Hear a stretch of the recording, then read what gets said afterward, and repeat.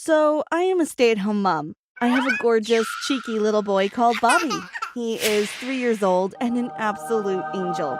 When I say that I am a stay-at-home mom, I literally mean stay at home. You see, we can't leave the house. Why, you ask? Because I have to keep my son hidden. He is 3 years old and on the FBI's most wanted list.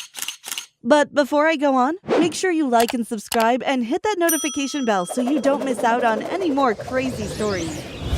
Let me start at the beginning. I had always led a busy social life. I was out all the time with my friends. I was on the girls' basketball team, the swim squad. I was never at home. I didn't have time for boys.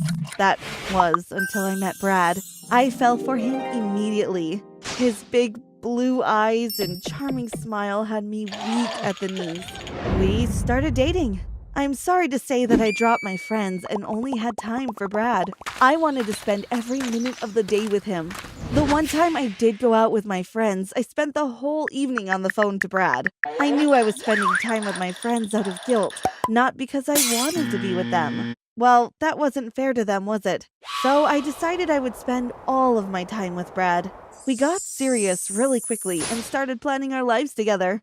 I knew he was the one for me. I spent my days dreaming of the wonderful wedding we would have. Then one day, everything changed.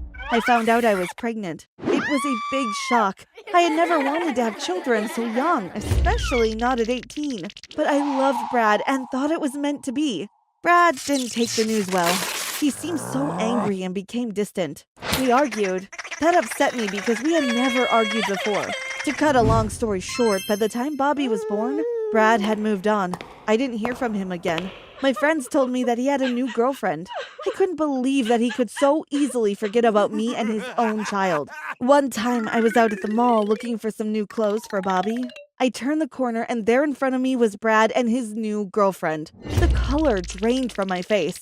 I didn't want to speak to them, but they were heading straight towards me. I darted into the nearest store, hoping they hadn't seen me. It seemed an eternity before they walked past. I couldn't help but to look at them. Brad still looked as handsome as ever. His girlfriend was hanging on his every word. I wondered if she knew about me. If she knew Brad had a child. It was torture to see them together, but I couldn't help myself. I followed them around the mall, keeping a safe distance between us. Brad was smiling at her. Oh, I remembered that smile. He used to smile at me that way. But then I remembered how horrible it was at the end. How he had looked at me when I told him I was pregnant. I knew I didn't want him in my life. She was welcome to have him. I turned around and walked out of the mall. So it was just Bobby and me. I fell in love with Bobby from the first time I held him. He had beautiful blonde curly hair and a cheeky little smile that made my heart sing. It was just me and him, and he was all that I needed. The first few months were tiring, but I was happy.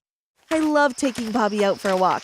I remember one of our first walks to the park. It was a beautiful sunny day. I met a lady who was out with her granddaughter. She took one look at Bobby and gushed, "Oh, look how handsome he is." I was so proud of that moment. I thought my heart would burst with joy. We spent lots of time at the park, and I became friends with a few of the other moms that spent their time there. We would arrange play dates and bring a picnic along. It was so nice to see Bobby playing with his little friends. Life was pretty amazing, to be honest. As the winter months drew in, we spent more time at home. I had always loved playing video games, so I spent a lot of my time on the computer. Of course, Bobby was always by my side. He soon started paying a lot of attention to what I was doing. It wasn't long before he was playing his own games. He loved all the children's games. He was able to master most games within a few times of playing. He was really a computer genius. I started working online from home to earn some extra money for us. It was really easy. Bobby was happy to sit in front of his computer playing games and keeping himself entertained whilst I worked. I would listen to his cute little giggles as he played Super Mario. Only it turns out his sweet laugh wasn't from playing his games. Turns out he was hacking into the FBI's computer system and creating chaos. He was laughing because he had instructed the police department to go chasing after an imaginary escaped zoo animal, which is how he ended up with his face all over the news networks. The day I found out started off so well. It was springtime and the weather was warming up nicely. We decided a day at the beach was just what we needed. We got up bright and early, packed up our beach bag, and set off to the beach. It was about a 20-minute drive, and as we drove along listening to the radio, I smiled to myself and thought about how wonderful our little life was. We spent our morning building sandcastles, paddling in the ocean, and sunbathing. It was great. By lunchtime, we were feeling very hungry, so we decided to stop at one of the local cafes for a sandwich and a nice cool drink. That's when my world came crashing down. The waitress had just taken our order, and as we sat back and relaxed, I glanced at the TV showing the local news. To my surprise, I saw Bobby's face staring back at me. What was going on? Why was Bobby on the news? I listened to the presenter say, "This is the 3-year-old boy who is wanted by the FBI for hacking into their computer system." I was shocked, but I knew it was true. I had always known Bobby was a computer whiz kid. I had to get him out of there before someone recognized him. I grabbed Bobby, threw some money on the table, and ran out. As I ran to our car, I was sure someone would see Bobby and call the police. I tried to hide his face in my dress as I ran. Once we were in the car, I relaxed a little. The drive home seemed to take forever, but eventually we were pulling into our familiar driveway. Once inside our house, I knew we were safe, away from prying eyes. That's when I knew what I must do. I would have to keep Bobby hidden in our house. It was the only way I could keep him safe. That was the day our life changed. At first, it was difficult to keep explaining why we couldn't go to the park or meet our friends for a play date. I would say Bobby had a cold or I was busy with work. Eventually, our friends got tired of asking. I suppose they thought I was bored of them. Maybe I had made new friends. After they stopped calling, it became easier. I did all my shopping online, had our groceries delivered, paid everything by mobile banking. We didn't need to leave the house for anything. Bobby was still playing his video games, but I kept a close eye on him. We were safe. His face would still appear on the news, but I just switched channels when it came on. It was easier that way. Bobby would sometimes ask to go to the park. He loved the swings and the slide. He missed his friends too. When he seemed a little sad, I would try to think up something exciting to do. Bobby loved baking. We would spend time looking through the recipe books until we decided what we would make. Bobby always chose cookies. He would pull up his little stool and stand on it so he could reach the table, and we would mix all the ingredients. He was so excited to put the cookies in the oven. The smell in the kitchen would make him so happy. He would forget all about wanting to leave the house. As the months went on, Bobby started to get really restless. He asked every day if we could go out to the park or to the beach. I knew I needed to do something to keep him busy, so I decided it was time for him to move to his own bedroom. Up until then, Bobby had always slept in my room. He had his own little bed in the corner. That way I could keep an eye on him. Bobby seemed really excited when I told him that he could choose everything for his own room all by himself. He would spend hours looking at different bedroom furniture and choosing the color of his walls and curtains. We ordered everything to be delivered and set to work on decorating and transforming the room next to my bedroom. When the room was ready, I told Bobby that he would be sleeping in his own room that night. He was so excited. I thought he would never get to sleep that night. It was difficult for me at first. My little boy was growing up. I knew I could trust him with his computer now. He only played his games. He knew that he wasn't allowed to play with the police system anymore. I woke up early on the day it all went wrong. I looked in on Bobby. He was still fast asleep. His little face looked so peaceful. I went downstairs to put the kettle on. I made a coffee and took it into the lounge. I loved the early mornings. It looked like it was going to be a beautiful autumn day. I finished my coffee and went into the kitchen. I was just about to go upstairs to check on Bobby when I heard a sound that made my heart skip a beat. He was giggling at his computer. It was the same giggle I had heard from before. I ran up the stairs and into his room, but it was too late. I heard the sound of sirens coming from all directions just as I reached his computer to see he had hacked into the FBI system and instructed the police department to come to our house. Within seconds, our house was surrounded by police cars, officers shouting for us to come out with our hands up. I picked up Bobby and wondered if we could get out the back way. I just wanted to protect my son. I grabbed my car keys and opened the back door. 5 or 6 officers were waiting for us. I knew it was all over. There was nothing I could do. They arrested Bobby and drove us to the nearest station. As Bobby was only 3 years old, they couldn't send him to prison. Instead, he has to stay at a treatment center. He has to have therapy to teach him that what he did was wrong. I get to see him once a week. We go to the park. We were the Three Jays, a bit like the Three Musketeers, but a lot younger. We all lived in the same street and had been friends all our lives. We did everything together. I'm Jane, and my friends were Jack and John. We thought we were really cool calling ourselves the Three Jays. I honestly thought we would be friends forever, but then the unthinkable happened. But before I go on, make sure you like and subscribe and hit that notification bell, or your world might get turned upside down too. I remember that Sunday morning as though it was yesterday. Even though I was only 10 years old at the time, I woke up early and went downstairs to the kitchen. My mom and dad were sitting eating their breakfast. As I walked in, they both stopped talking and looked at me. "Sit down, Jane," said Mom. "We have something to tell you." What Mom and Dad told me then brought my world crashing down. "Dad has got a new job in another city, and we will be moving there next week," said Mom. I looked at her in shock. "But I don't want to move," I said. "I like living here. My friends are here." "You'll soon make new friends at your new school," said Dad. "I don't want new friends. I already have Jack and John. We are the Three Jays," I cried. But it was no use me pleading with them. The decision had been made. I was heartbroken. John, Jack, and I had been friends since we were babies. We spent all of our time together. In the summer, we could go to the beach and have competitions who would build the best sandcastle. John and Jack would always compete against each other in everything. Although we were all good friends, I secretly had a bit of a crush on John, of course. I'd never said anything to him. I didn't want to spoil our friendship. Also, I had a feeling that Jack might like me, but I only thought of him as a friend. He was a bit too intense sometimes, like the time when we all arranged to go to watch a movie. It was a Saturday morning in early springtime. The days were just beginning to warm up, and we were all looking forward to going into town and going to the cinema.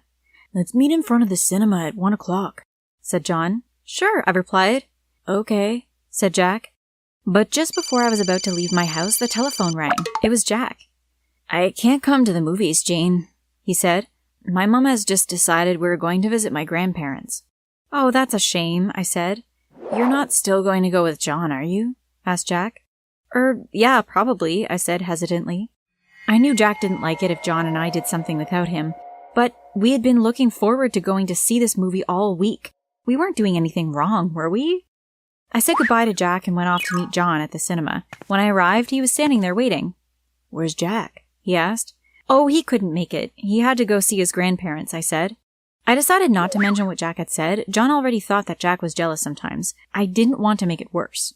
The following day, as we all walked to school together, I noticed that Jack was a bit quiet. He was probably still annoyed we had gone to the movies without him. But by the time we had gotten to school, he had cheered up. He never stayed moody for long when he was with me.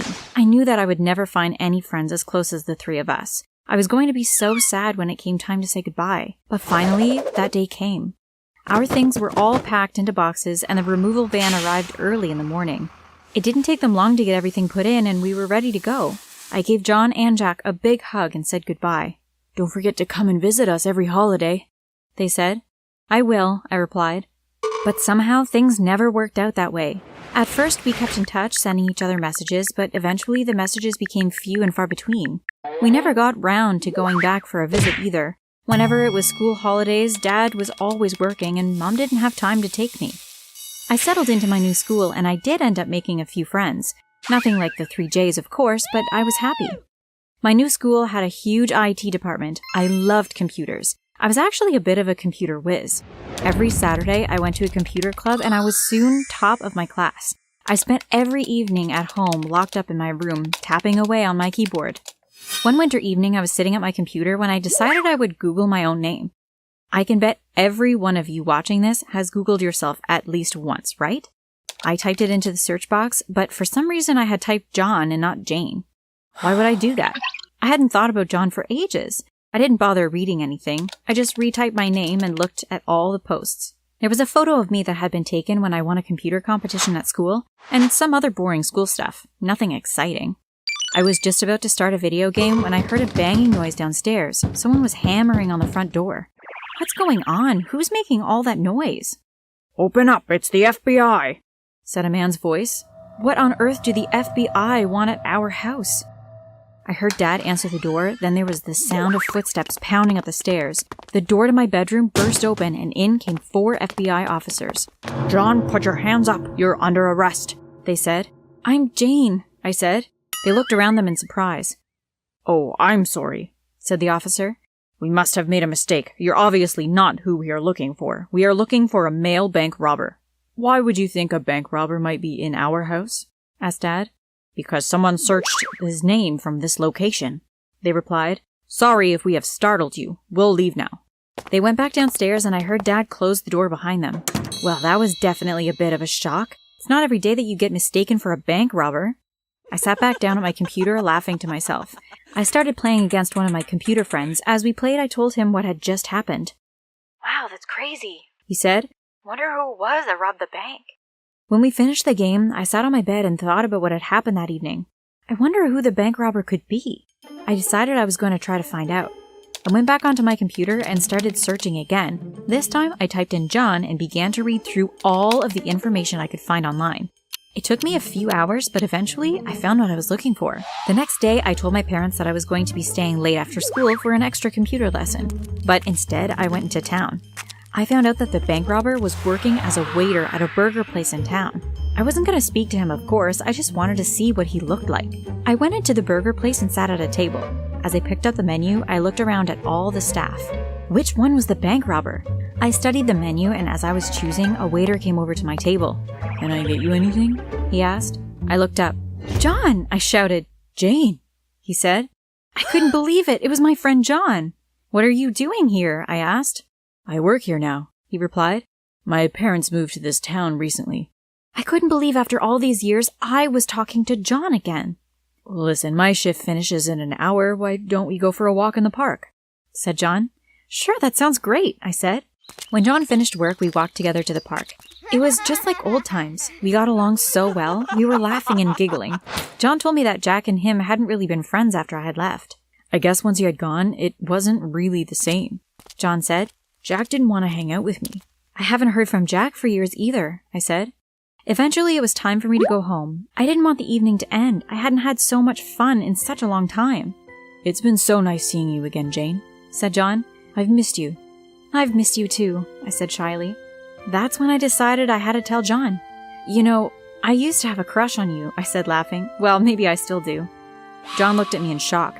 Are you serious? I've always liked you, Jane, he said. Would you like to go on a date with me? Yes, I'd like that very much, I said. When I got home that night, I lay on my bed thinking about John. He couldn't be the bank robber. He was far too nice. There was obviously some mistake. I wouldn't tell him what I thought. He'd think I was crazy. John and I started dating from then on. Whenever John wasn't working, I'd either be at his house or we would be going out for a drive in John's car. He had bought himself a new car when he started work. I loved going out with John in his car, but I was a bit nervous because he always drove so fast. Slow down, John, I said one night as we were driving home after dinner. But it was too late. I heard the sound of a police siren and saw the lights on the police car flashing. John pulled to the side of the road. Excuse me, sir, did you know you were speeding? Said the policeman to John. Oh, I'm so sorry, I won't do it again, said John. The officer asked John for his license. He went back to his car to check out John's details. It seemed like forever before he came back to the car.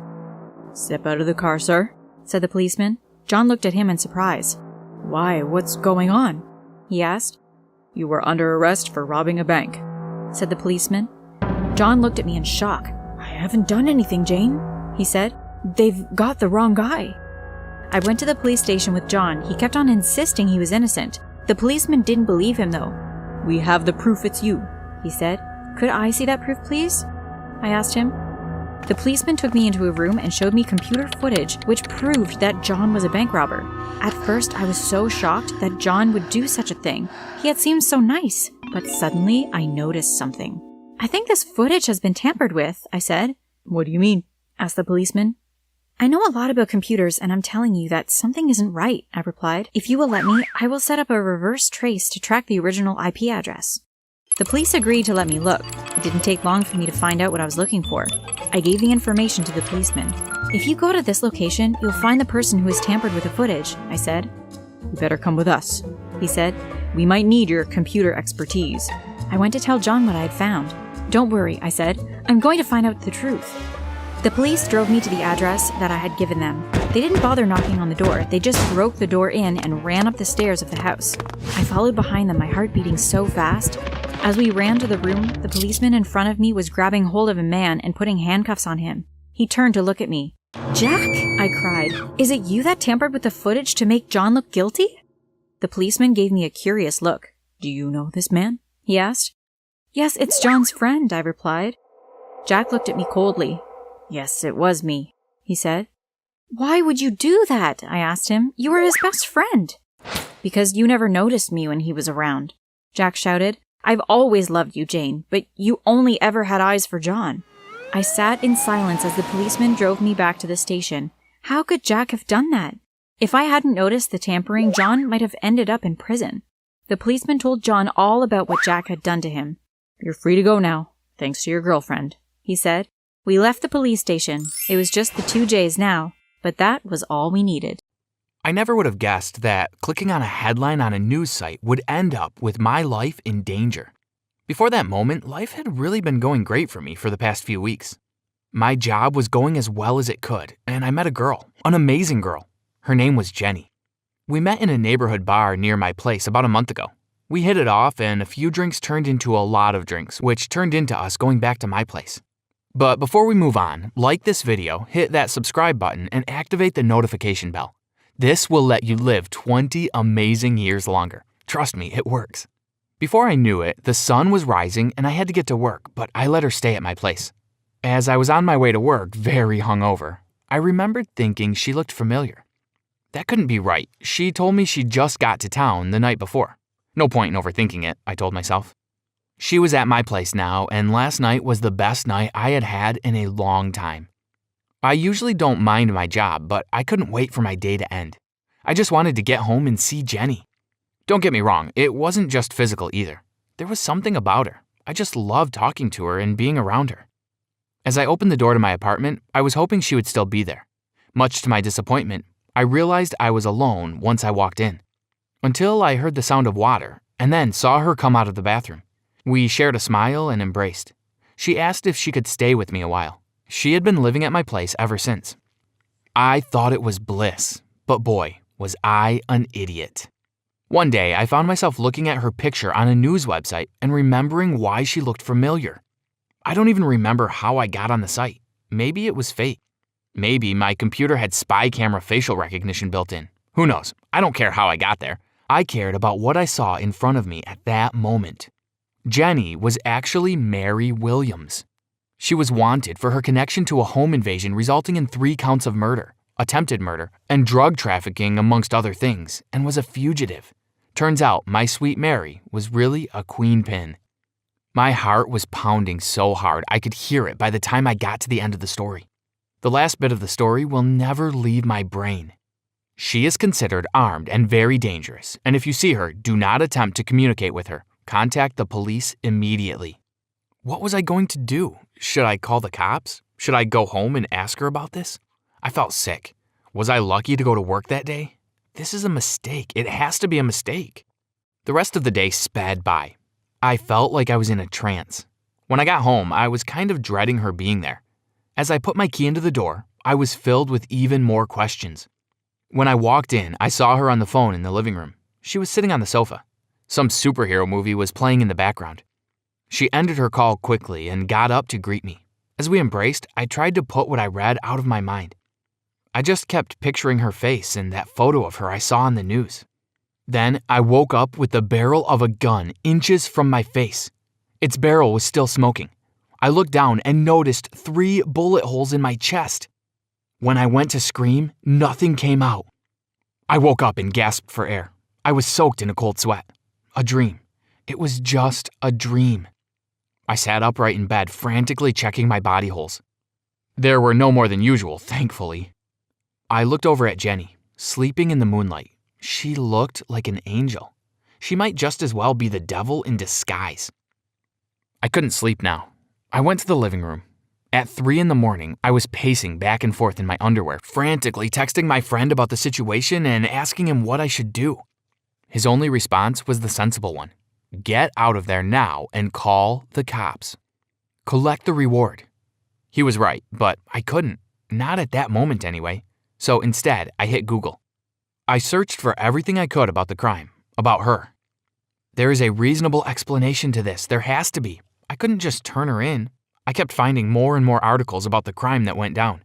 No solid leads as to where she was, but every article had her picture. Before I knew it, the sun was coming up, and I had chewed 3 packets of gum. I chew like a cow, so I tried not to do it, except in emergencies. I would think this counts as a suitable one. "Good morning, sunshine. You're up early," I heard her say from behind me. Gosh, she looked pretty at that moment.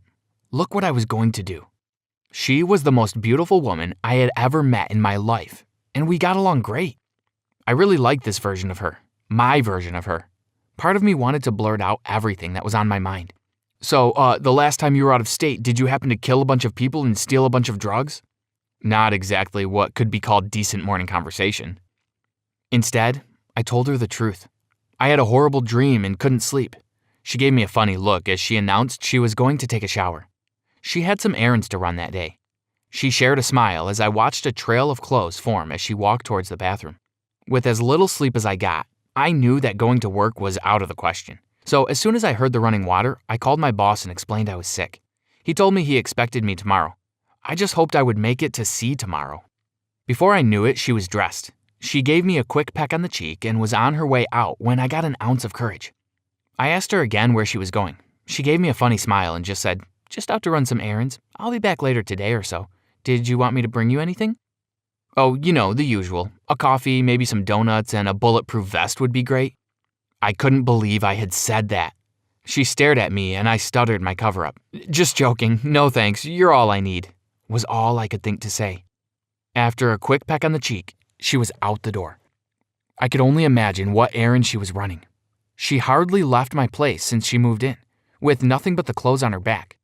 Does she seem strange? Sure, but I was head over heels. Plus, be real when you meet someone for the first time that you're really into. Has anyone ever thought to ask, "By the way, have you committed multiple homicides lately?" At what part of the date should that come up? All these thoughts were racing in my head, going through the pros and cons of calling the FBI. I thought about trying to look through her stuff for evidence of who she really is, but she took her only bag with her when she went out. Besides, all the stuff she had now was new. She bought it here. But I had to know. What if I asked her and she said no? Would I believe her?